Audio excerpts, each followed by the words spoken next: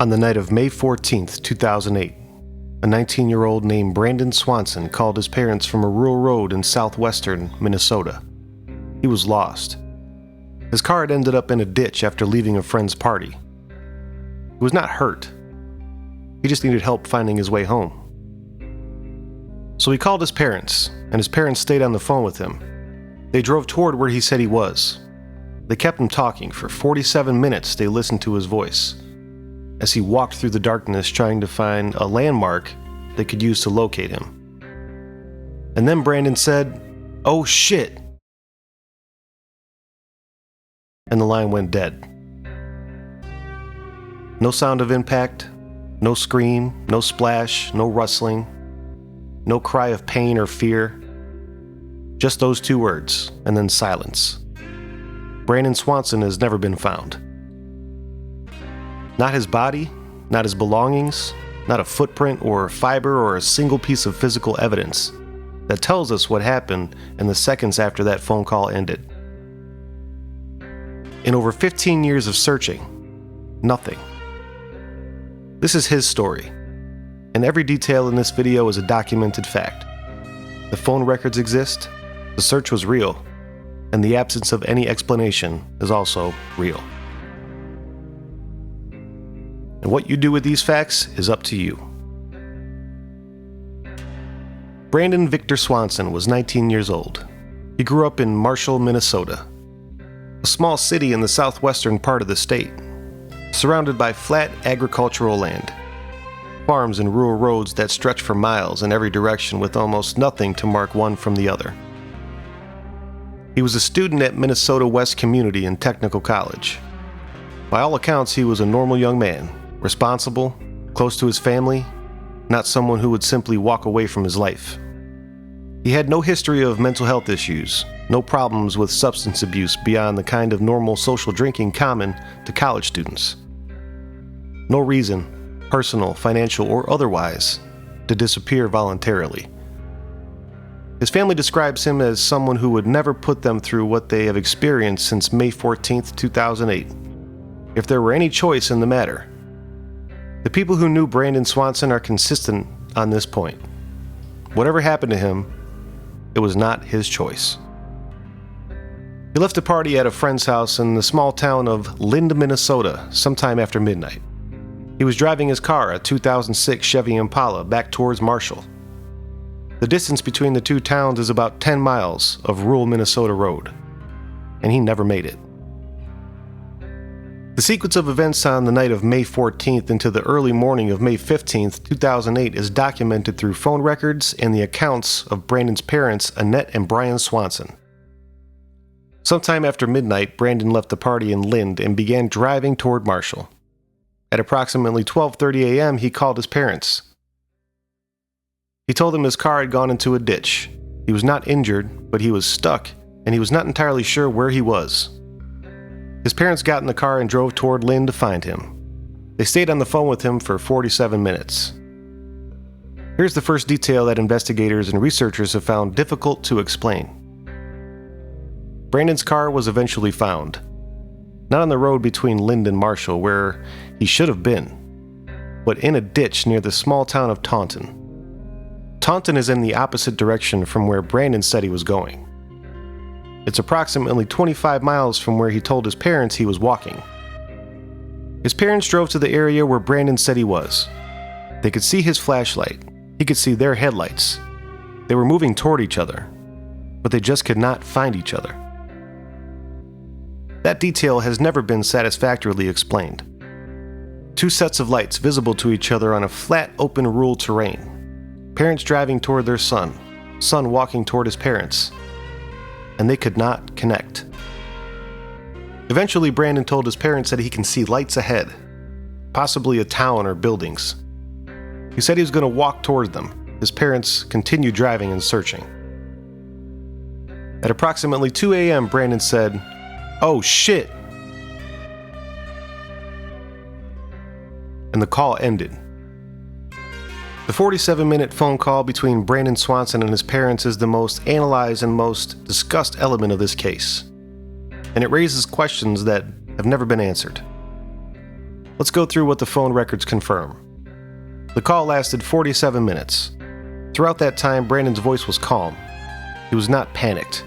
He was not in distress. He was lost and inconvenienced, but not frightened. He described his surroundings as he walked: darkness, fields, gravel roads. He reported seeing lights in the distance. His parents reported that throughout the call they could hear normal ambient sound: wind, gravel under his feet, the ordinary sounds if someone were walking on a rural road at night. Nothing alarming, nothing unusual. And then 2 words: "Oh shit," and silence. Investigators have analyzed what those 2 words might indicate. Something that surprised him, or an unexpected sight. A sudden physical event or something, a fall, an impact, or a confrontation. Here's what makes the ending of that call so deeply unusual. If Brandon fell into a body of water, the Yellow Medicine River runs through the area. There should have been a splash, a gasp, some sound of water. The phone records indicate the call did not drop. It continued for a brief time after his last words, before ending. Whatever happened, the phone stayed connected for a moment afterwards, and in that moment there was no sound that explains what occurred. If Brandon was struck by a vehicle, there should have been an impact sound. If he fell from a height, there should have been a sound of him falling. If he encountered another person, there should have been some indication of that present in the audio. There was nothing. 2 words, then a silence that lasted over 15 years. Phone records also revealed something that added another layer of confusion to the case. After the call with his parents ended, calls were made from Brandon's phone. Outgoing calls. The details of those calls have never been fully disclosed by investigators. What is known is that the phone was active after the call with his parents ended. And then it was not. Brandon's phone has never been found. The search for Brandon Swanson is one of the largest and most sustained missing person searches in Minnesota history. In the days immediately following his disappearance, law enforcement, volunteers, and search and rescue teams covered thousands of acres of rural land in the area where the car was found. They searched the fields. They searched the riverbanks of the Yellow Medicine River. They used dogs. They used helicopters. They used sonar equipment in the river and surrounding bodies of water. They found nothing. In the weeks and months that followed, the search was expanded. Brandon's family, particularly his mother Annette, became tireless advocates, organizing additional searches, keeping the case in the public eye, refusing to accept the absence of answers as a final answer. Over the following years, the searches continued. Volunteers returned season after season. Different areas were covered as new theories emerged about where Brandon might have gone after the phone call ended. The Yellow Medicine River was searched multiple times given its proximity to the area. Rivers typically yield physical evidence within a predictable time frame and range. The river yielded nothing related to Brandon Swanson. In 2009, Minnesota passed what becomes known as Brandon's Law, legislation that improved the way Minnesota law handles missing person cases, eliminating the previous waiting period before a person could be officially reported missing. It was a tangible legacy from an absence that has never been explained. But Brandon himself has never been found. No remains, no clothing, no personal effects, no phone, no evidence of any kind that tells us where Brandon Swanson went after he said, "Oh shit," and the call went dead.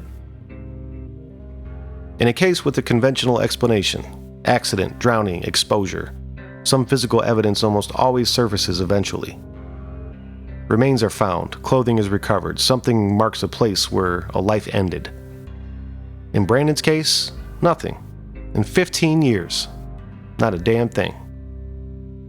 Every theory about what happened to Brandon Swanson runs into the same problem: the evidence, or more precisely, the absence of evidence, does not fully support any of them. The most commonly cited conventional explanation is accidental drowning in the Yellow Medicine River. The area around where his car was found includes river access, and Brandon was walking in darkness on unfamiliar terrain. A fall into the river in the darkness is not implausible. But the river was searched extensively and repeatedly.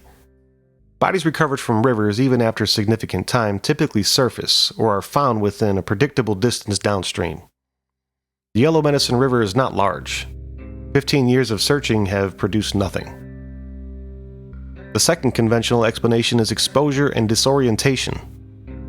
Rural Minnesota in May can be cold at night. A person walking for hours in the darkness on unfamiliar terrain could succumb to hypothermia or become so disoriented they wandered into an area that has simply not been searched. But the search covered an enormous area. And again, physical remains in an environment do not simply vanish. Something should have been found. The third explanation is voluntary disappearance, that Brandon chose to walk away from his life. His family and everyone who knew him rejects this categorically. And it doesn't account for the abrupt ending of the phone call or the spatial confusion that prevented his parents from finding him when both parties could see each other's lights. And then there are the details that no conventional explanation addresses cleanly. The fact that his parents could see his flashlight and he could see their headlights. And they could not find each other on a flat, open terrain. The outgoing calls made from his phone after the call with his parents ended. Each of these details is individually explainable. Together, they form a picture that resists any single clean narrative. I'm going to end this video not with a conclusion because there is no conclusion, but with specific details that I think deserve the most attention. The spatial anomaly. 2 sets of lights visible to each other on a flat open terrain. Father driving towards his son, a son walking towards his father. They cannot find each other. That is not a detail that fits neatly into any conventional explanation on what happened that night. Flat rural Minnesota terrain does not produce the kind of visual confusion that would make this impossible. And yet it happened. The phone call ending, not a dropped call, not a technical failure. A call that continued briefly after Brandon's last words, in silence, and then ended. Whatever happened in that moment left no audio trace, no impact, no water, no human voice, nothing. The outgoing calls. Someone or something caused outgoing calls to be made from Brandon's phone after the call with his parents ended. This detail has never been explained publicly by investigators. The complete absence of remains. 15 years. One of the largest sustained missing person searches in Minnesota history. A finite geographical area, and nothing, not a bone, not a fiber, not a shoe, nothing that marks the place where a 19-year-old stopped existing. The Brandon Swanson case is one of the most genuinely unexplained disappearances in modern American history. Not because the circumstances are dramatic, they're not. Not because there are elaborate theories, because there's not. Because a young man called his parents to say he was lost. Stayed on the phone with them for 47 minutes. Said 2 words, and then he was gone. And in 15 years, nobody has been able to explain where he went. Brandon Swanson's family has never stopped looking. His mother, Annette, has spent 15 years keeping his case in the public eye, giving interviews, organizing searches, advocating for missing persons legislation. She has never accepted the absence of answers as an ending.